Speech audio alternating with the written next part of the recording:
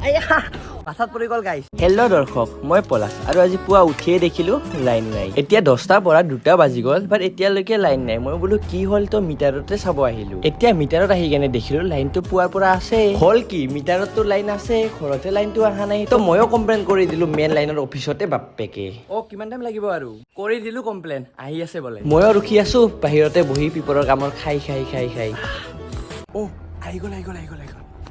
আহি গ'ল দে দৰ্শক, ৰখি 4টা বজাত। লগতে গাড়ীখনৰ ঢেৰ বস্তু লৈ কেনে ইফালে আহিয়ে মিটাৰটোৰ অপাৰেশ্যন কৰিব লাগি গ'ল।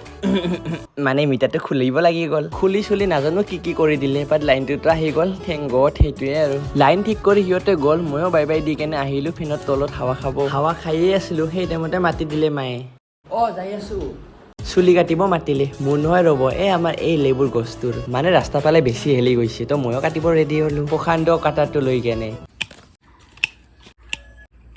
কাটি ইমানে ভাল লাগি আছে যে কাটি আছো আৰু ইফালৰ পৰা মায়ে চিঞৰি আছে, তোক কাটিবহে দিছো, টকলো কৰিব ধৰি না দিছো। সেইফালে গালি খাই কেনে আহিলো ডালিম পাৰিবৰ কাৰণে প্ৰশান্ত লাঠিটো লৈ কেনে। মাথাত পৰি গ'ল গাইছ। তাত পৰিও ইফালে চাওক পকাহে ওলাল ভিতৰেদি।